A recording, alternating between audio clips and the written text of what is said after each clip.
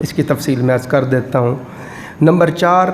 علماء فرماتے ہیں، فقہا لکھتے ہیں، قربانی کے لیے شرط ہے کہ بندہ آزاد ہو، جو غلام ہے اس کے اوپر بھی قربانی واجب نہیں ہے۔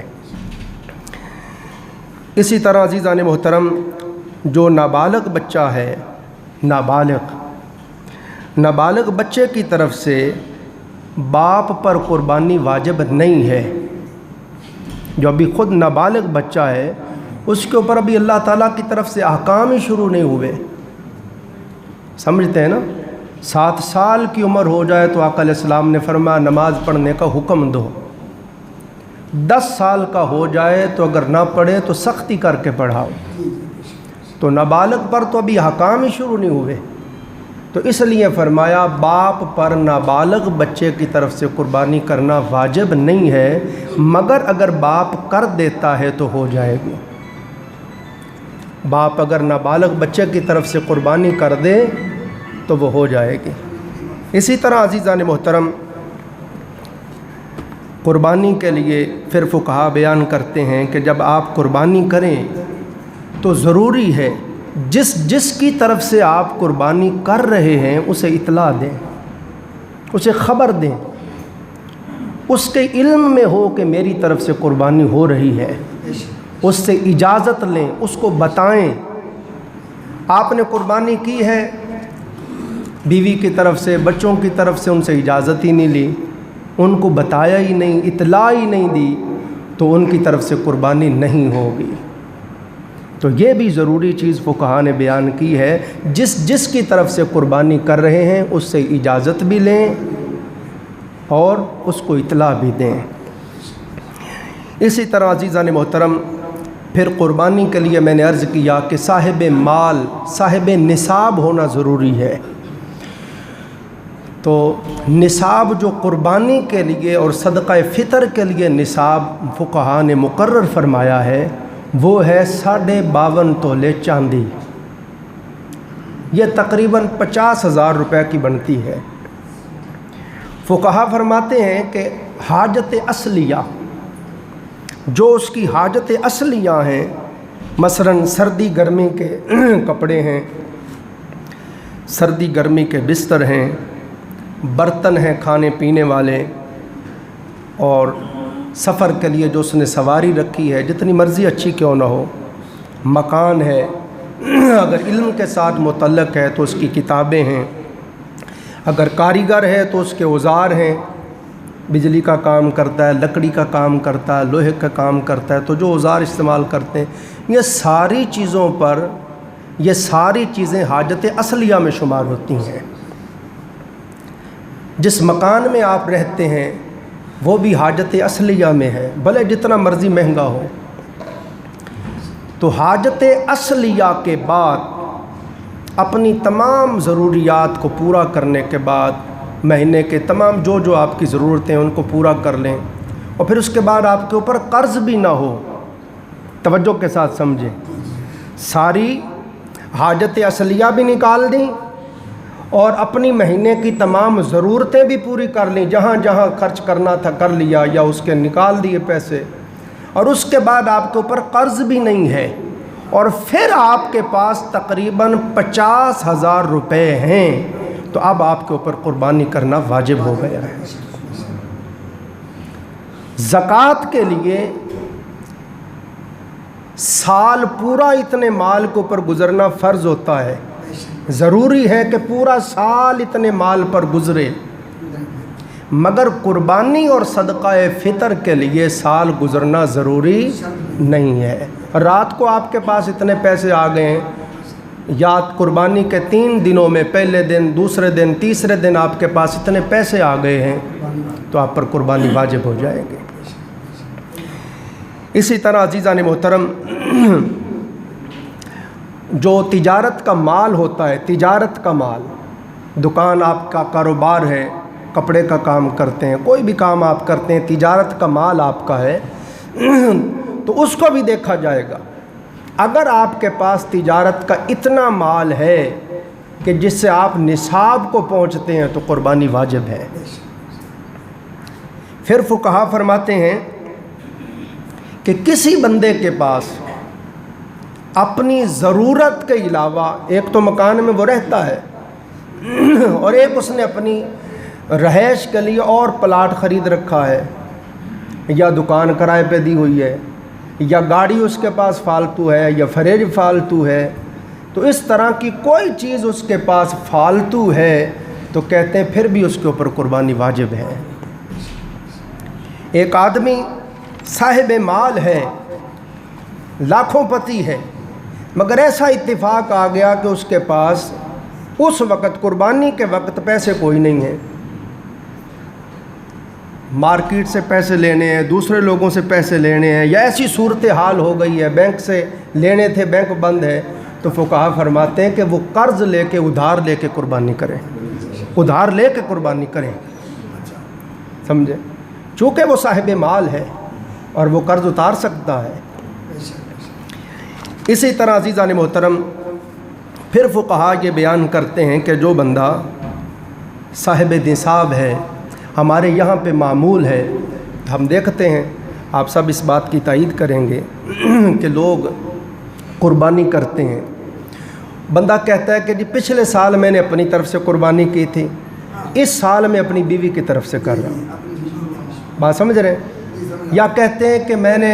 اس سے اگلے سال اپنی طرف سے کی تھی، اس سے پچھلے سال اپنی بیوی کی طرف سے کی تھی، اس سال اپنے بیٹے کی طرف سے کر رہا ہوں۔ فقہا فرماتے ہیں یہ جائز نہیں ہے، یہ ٹھیک نہیں ہے، ایسے قربانی نہیں ہوتی۔ اگر آپ صاحب مال ہیں، خود صاحب نصاب ہیں، آپ پر قربانی واجب ہے، تو سب سے پہلے آپ اپنی طرف سے قربانی کریں گے، پھر اس کے بعد اگر آپ کے پاس اور استطاعت ہے تو اپنی بیوی کی طرف سے کریں، اور استطاعت ہے اپنے بچے کی طرف سے کریں، اور استطاعت ہے دوسرے بچے کی طرف سے کریں، مگر پہلے اپنی طرف سے کریں گے۔ آپ پر چونکہ واجب ہے، آپ اگر اپنی طرف سے نہیں کرتے، بیوی پر تو واجب ہی نہیں، وہ صاحب مال ہی نہیں ہے، بچے پر واجب ہی نہیں، وہ صاحب مال ہی نہیں ہے، تو آپ اپنی قربانی چھوڑ کے ان کی طرف سے کریں گے تو آپ کو ثواب کی بجائے گناہ ہوگا۔ پہلے اپنی طرف سے قربانی دیں، اس کے بعد اگر استطاعت ہے تو جس کی طرف سے چاہیں قربانی دیں۔ اور پھر اگر سارے گھر والے صاحب استطاعت ہیں، کروڑوں پتی اربوں پتی آپ ہیں، تو سب کی طرف سے الگ الگ قربانی کرنا ہے، سب کی طرف سے الگ الگ۔ بعض لوگوں کو دیکھتے ہیں ایک بکرا لے آتے ہیں، وہ کہتے ہیں ہمارے سارے گھر کی طرف سے ہے، ایک بکرا ایک بندے کی طرف سے ہی ہے۔ کل مجھ سے ایک دوست پوچھ رہا تھا، کہتا جی ہم 2 بھائی ہیں تو ہم دونوں مل کر بکرا لائے ہیں، تو ہماری دونوں کی طرف سے قربانی ہو جائے گی؟ میں نے کہا اللہ اجر دینے والا ہے، مگر قربانی آپ دونوں لائے ہیں تو ایک بھائی کی طرف مختص کر دیں، خاص کر دیں، اور اگلا سال آئے پھر مل کے لے آنا، دوسرے بھائی کی طرف سے مختص کر دینا۔ ایک قربانی ایک بندے کی طرف سے ہے، بکرے کی، چھترے کی۔ تو یہ چیز عزیزان محترم بڑی خاص سمجھنے والی ہے، جو فقہا نے بڑی تفصیل کے ساتھ سمجھائی ہے کہ اگر آپ سارے صاحب مال ہیں، صاحب نصاب ہے، تو الگ الگ دیں۔ استاد علامہ غلام سعیدی صاحب رحمۃ اللہ تعالیٰ علیہ، آپ نے اپنی تفسیر تبیان القرآن میں ایک حدیث لکھی ہے،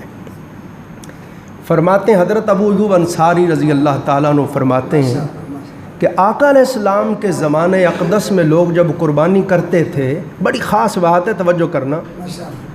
تو وہ پورے گھر کی طرف سے ایک قربانی کر دیتے،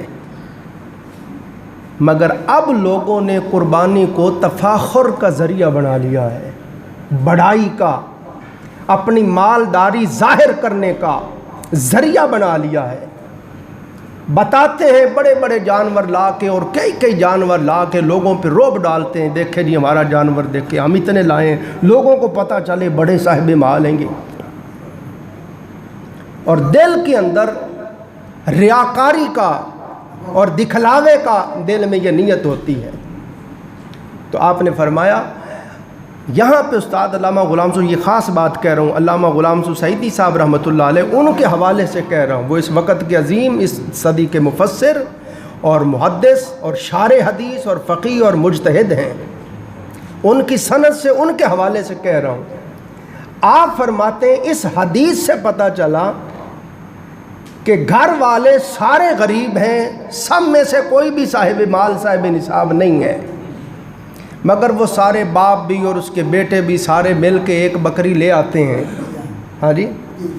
اور وہ مختص کر لیں کہ باپ کی طرف سے یا فلاں کی طرف سے ہے، قربانی تو واجب کسی پر بھی نہیں ہے۔ تو استاد علامہ غلام سعیدی صاحب فرماتے ہیں بکری تو انہوں نے ایک کی ہے، مگر اللہ تعالیٰ ساروں کو قربانی کا ثواب دے گا۔ یہ تفسیر تبیان القرآن میں آپ نے بیان فرمایا ہے۔ تو جو بندہ صاحب مال ہے، صاحب نصاب ہے، اس ایک کی طرف سے ایک ہی قربانی ہوگی۔ اسی طرح عزیزان محترم پھر ہم جب قربانی کی بات کرتے ہیں تو فقہا بیان کرتے ہیں، ہمارے ہاں ایک یہ بھی رواج ہے، کچھ چیزیں ہم نے اپنے اندر ایسی رائج کر لی ہیں جن کا شریعت مطہرہ سے کوئی تعلق نہیں ہے۔ فرماتے ہیں کہ دیکھیں ایک آدمی ہے، اس نے قربانی کی ہے، اگلا سال آتا ہے تو وہ کہتا ہے جی پچھلے سال میں نے اپنی طرف سے قربانی کی تھی، اس دفعہ میں اپنے والد صاحب جو فوت ہو گئے ان کی طرف سے قربانی کر رہا ہوں، یا اپنے دادا کی طرف سے کر رہا ہوں، یا اپنی اہلیہ کی طرف سے کر رہا ہوں جو فوت ہو گئی ہیں۔ تو فقہا فرماتے ہیں ایسے قربانی نہیں ہوتی، ان پر تو قربانی واجب ہی نہیں ہے، وہ وفات پا گئے ہیں، ان پر تو قربانی واجب ہی نہیں ہے، واجب تو آپ پر ہے۔ تو فرماتے ہیں اگر آپ اپنی واجب قربانی ادا نہیں کرتے اور ان کی طرف سے جن پر قربانی واجب ہی نہیں ہے، جن کے لیے آپ اصحال ثواب کے طور پر جن کی طرف سے قربانی کریں گے اور مستحب ہے، تو آپ ان کی طرف سے قربانی کر رہے ہیں جن پر واجب ہی نہیں، تو ثواب کی بجائے گناہ ہے۔ پہلے آپ اپنی طرف سے قربانی واجب قربانی ادا کریں، اور اس کے بعد اگر استطاعت ہے اپنے والد صاحب کی طرف سے کریں، اپنے دادا جان کی طرف سے کریں، سرور کائنات صلی اللہ علیہ وآلہ وسلم کی طرف سے کریں، جیسا میں نے تفصیل سے عرض کر دیا ہے پہلے۔ تو یہ بڑی لطیف چیزیں ہیں جن کا اہم دوستوں کو، اکثر دوستوں کو پتہ نہیں ہے۔ تو ہم کوشش کرتے ہیں کہ تفصیل کے ساتھ ان چیزوں کو بیان کریں تاکہ سارے دوستوں کو ان کی سمجھ آ جائے۔ اسی طرح عزیزان محترم بعض لوگ جب یہ وقت آتا ہے تو وہ کہتے ہیں نعوذ باللہ اس طرح کی باتیں کرتے ہیں، یہ جہالت ہے۔ وہ کہہ دیتے ہیں کہ جی دیکھیں یہ آپ اتنی قربانیاں کرتے ہیں، یہ جانوروں کی نسل کشی ہوتی ہے اور کروڑوں اربوں روپے ضائع ہو جاتے ہیں، یہ آپ غریبوں کو دے دیں۔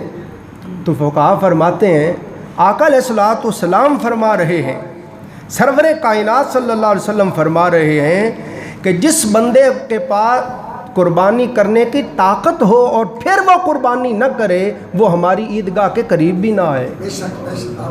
جو شارع علیہ السلام ہے، جن کے عمل کا نام، قول کا نام، فعل کا نام شریعت ہے، جن کا ہر عمل شریعت بنتا ہے، سنت بنتا ہے، اتباع کا ذریعہ قرار پاتا ہے، اور جن کے نقش قدم پر کوئی چلے محبوب خدا ہو جاتا ہے، جن کے اسوہ، جن کی سیرت مطہرہ کو اللہ نے ہمارے لیے اسوہ بنایا ہے، نمونہ بنایا ہے، جن کی ذات کو اللہ نے ہمارے لیے آئیڈیل بنایا ہے، وہ نبی رحمت فرما رہے ہیں، وہ شارع علیہ السلام فرما رہے ہیں کہ جس کے پاس قربانی کی طاقت ہو اور نہ کرے وہ ہماری عیدگاہ کے قریب بھی نہ آئے۔ تو ان کو یہ پتہ نہیں تھا کہ اتنا یہ مال، یہ نسل کشی ہو جائے گی جانوروں کی، اور یہ اتنا مال ضائع ہو جائے گا۔ اور فقہا نے کمال بات کہی، فرماتے ہیں کیا آپ آقا علیہ السلام سے بھی زیادہ غریبوں کے غم خار ہیں؟ تاجدار کائنات سے بھی بڑا کوئی غم خار ہو سکتا ہے غریبوں کا؟ وہ تو محب الفقراء والغرباء والمساکین ہے۔ ہاں جی، تو فقہا نے یہ بیان کیا کہ اس طرح کی باتیں کرنا جہالت ہے۔ ہم اللہ کے بندے ہیں، رسول کریم صلی اللہ علیہ وآلہ وسلم کے امتی ہیں، ہمیں جس طرح اللہ نے اور اس کے محبوب نے حکم دیا ہے اس عمل کی حقیقت جو بھی ہے، ہمیں سمجھ آئے نہ آئے، ہمیں حکم ہے سر تسلیم خم کر دو۔ یہ قربانی تو دور کی بات ہے، آپ قرآن پاک کو پڑھیں، شروع میں ہی اللہ پاک نے فرما دیا والذین یؤمنون بالغیب، فرمایا صاحب ایمان ہے ہی وہ. جب اللہ تعالیٰ نے ایمان والوں کی صفات کو بیان کرنا شروع کیا تو سب سے پہلی مومن کی صفت یہ بیان کی کہ وہ غیب کو مانتا ہے, وہ غیب پر ایمان لاتا ہے. ہم نے رب کو دیکھا ہے؟ نہیں دیکھا. سرکار نے فرمایا وہ ہے, ہم نے سر تسلیم خم کر لیا, جی آقا ہے. فرمایا جب وفات ہو جاتی ہے قبر میں جا کے پھر اٹھا کے بٹھا دیا جاتا ہے, حساب ہوتا ہے, ہمیں کچھ نہیں پتا, ہم نے سر جھکا دیا, جی آقا ایسے ہی ہوتا ہے. فرمایا قیامت کا دن آئے گا, پھر قبروں سے اٹھ کھڑے ہوگے, میدان حشر میں آؤ گے, حساب کتاب ہوگا, جی آقا ایسے ہی ہوگا. جو جو سرکار فرماتے گئے اور جو جو سن کے سر تسلیم خم کرتا گیا وہ صاحب ایمان ہو گیا. اور جو چونو چرا کرنے لگا, ہر بات پر تنقید کرنے لگا, کیوں اور کیسے کرنے لگا, وہ ابو جہل ہو گیا. اور جس نے گردن جھکا لی وہ ابو بکر صدیق ہو گیا. بس ہم نہیں جانتے زیادہ لمبی چوڑی باتیں, ہم یہ جانتے ہیں ہمارے مولا کا آرڈر کیا ہے, محبوب پاک صلی اللہ علیہ وسلم نے حکم کیا فرمایا. بس لمبی چوڑی کوئی باتیں نہیں ہم جانتے. تو یہ ایمان ہے عزیزان محترم. پھر اگلی بات فقہاء نے بڑی پیاری کہی, وہ فرماتے ہیں جب آپ قربانی کرتے ہیں تو قربانی کرنے کا مقصد یہ ہے کہ اس کے ذریعے سے اللہ رب العزت کی مجھے رضا نصیب ہو, اللہ پاک کی رضا نصیب ہو, اللہ کا تقرب نصیب ہو, اللہ کی خوش ندی نصیب ہو. توجہ کریں, خاص بات ہے, یہ ساری قربانی کا ماں حاصل بات ہے اور قربانی قبول ہونے کی جان بات ہے. کیا کہ کوئی بھی قربانی کرتا ہے تو اس کا مقصود کیا ہوتا ہے کہ میرا مولا راضی ہو جائے, اس سے مجھے اللہ تعالیٰ کا تقرب نصیب ہو, اللہ کی خوش ندی نصیب ہو.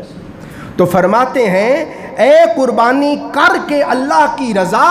اور اللہ رب العزت کی خوش ندی کے طلبگار, ذہن میں رکھ یہ جو تو قربانی کر رہا ہے, ذہن میں رکھ یہ تیرا عمل خالص اللہ کے لیے ہونا چاہیے, اس میں ریاکاری نہ ہو, دکھلاوا کا عنصر نہ ہو, اور یہ نہ تیرا مقصود ہو کہ میری شہرت ہو, لوگ کہیں گے کیا بات ہے. استاد علامہ غلام سو سعیدی صاحب رحمۃ اللہ نے اس پر بڑا لکھا ہے. وہ فرماتے ہیں کہ دیکھیں لوگ جب عید آتی ہے تو بڑے بڑے جانور, اور ایک ایک نہیں کئی کئی جانور لاتے ہیں اور پھر گلیوں میں پھرا پھرا کے دکھاتے ہیں, اور پھر قلین بچھاتے ہیں اور اوپر بٹھاتے ہیں, اور میڈیا والوں کو بلاتے ہیں اور فلمیں بنواتے ہیں, موویاں بناتے ہیں اور لوگوں کو دکھاتے ہیں اور کہتے ہیں دیکھیں جی ہم یہ جانور لائے ہیں. فرماتے ہیں مقصود یہ ہوتا ہے کہ ہماری واہ واہ ہو, بلے بلے ہو, لوگ کہیں جی کیا بات ہے بڑے مالدار ہیں. تو فرماتے ہیں اس طرح کرنے سے قربانی قبول نہیں ہوتی. آپ کی نیت کے اندر اخلاص ہونا چاہیے. اور آپ نے فرمایا دوسرا یہ بھی ہے, استاد علامہ غلام سو سعیدی صاحب فرماتے ہیں رحمۃ اللہ تعالیٰ علیہ, پھر فرماتے ہیں اس کو اس طرح بھی سمجھیں کہ وہی بندہ جو کروڑوں روپے کی قربانی پیش کر رہا ہے, ایک ایک جانور کئی کئی لاکھ کا لا رہا ہے, لوگوں کو دکھلا رہا ہے, گلیوں میں پھرا رہا ہے, اپنی مالداری ظاہر کر رہا ہے, اسی مالدار کے پاس اگر کوئی غریب چلا جائے کہ جی میری بچی بوڑھی ہو رہی ہے میری کوئی مدد کر دے, تو کہتے 1 روپیہ نہیں دے گا. اگر اس کا یہ قربانیاں کرنا اللہ کے لیے ہوتا تو اب یہ غریب کی مدد کرنا بھی تو اللہ کے لیے ہے. اب غریب کی تو مدد نہیں کر رہا, اب غریب کی تو مدد نہیں کر رہا, اب مسکین یتیم کی تو مدد نہیں کر رہا,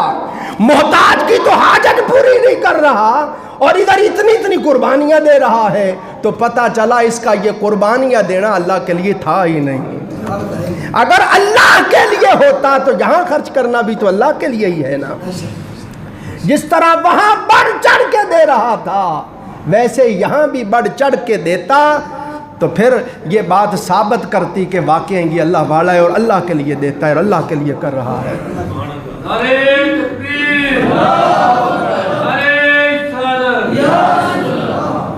اور میں ذاتی طور پر کئی دوستوں کو جانتا ہوں, میں منبر رسول پہ بیٹھ کے کہہ رہا ہوں, سگے بھائی ملازم ہیں, پاس کام کرتے ہیں, ان کی کئی مہینے تنخواہ ہی نہیں دیتے, اور بات بات پہ ڈانٹتے ہیں تو ہمارا ملازم ہے، سگے بھائی کو،